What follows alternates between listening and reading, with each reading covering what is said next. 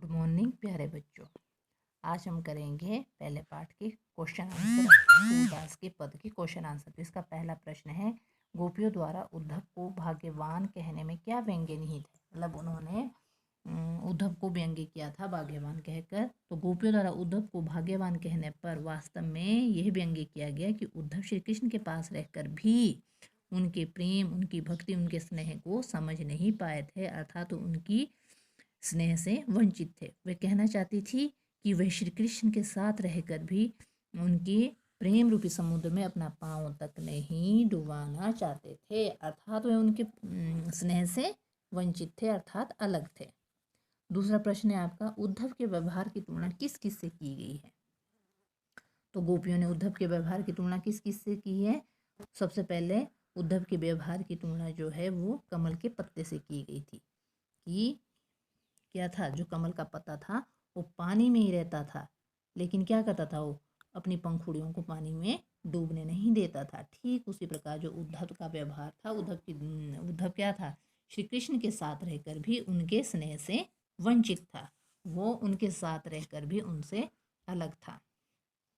गोपियों ने उद्धव के व्यवहार की तुलना और किससे की है, तेल की गगरी से। हमने वहाँ पैराग्राफ में पढ़ा था कि उसकी तुलना तेल की गगरी से की गई। गगरी होता है बूंद है, अर्थात जब तेल की बूंदों को पानी में डाला जाता है तो क्या होता है, तेल में डलकर अलग अलग हो जाती है उसकी बूंदें। ठीक उसी प्रकार जो उद्धव जी थे वो क्या है, भगवान श्री कृष्ण के साथ रहकर भी साथ ना होकर उनसे अलग थे।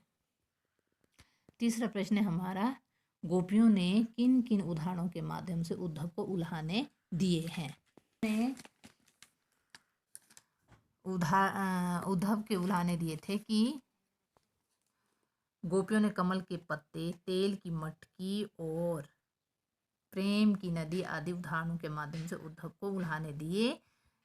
भक्ति रूपी नदी में पांव डुबाकर भी जो उद्धव है वो प्रभाव रहित थे।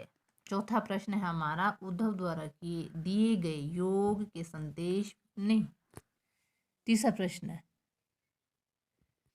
कृष्ण के प्रति अपने अनन्य प्रेम को गोपियों ने किस प्रकार अभिव्यक्त किया है। ये आपका छठा क्वेश्चन है और ये बहुत इम्पोर्टेंट है। तो इसमें क्या कहा गया था, कृष्ण के प्रति अपने अनन्य प्रेम को अभिव्यक्त करते हुए गोपियाँ कहती है कि कृष्ण के प्रति हमारी जो भक्ति है वो कैसी है, हारिल पक्षी की तरह है।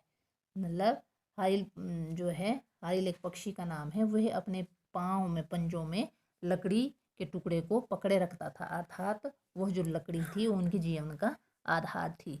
ठीक उसी प्रकार भगवान श्री कृष्ण भी जो है वो गोपियों के जीने का आधार है, अर्थात मतलब कहने का भाव है कि वो सोते जागते दिन रात कान्हा कान्हा का रट करती थी। बाकी मैं इसके, आपने क्वेश्चन आंसर लिख लेना है, मैं इनके नोट्स भी आपको भेज रही हूँ। इसके जो बाकी क्वेश्चन है वो हम कल करेंगे।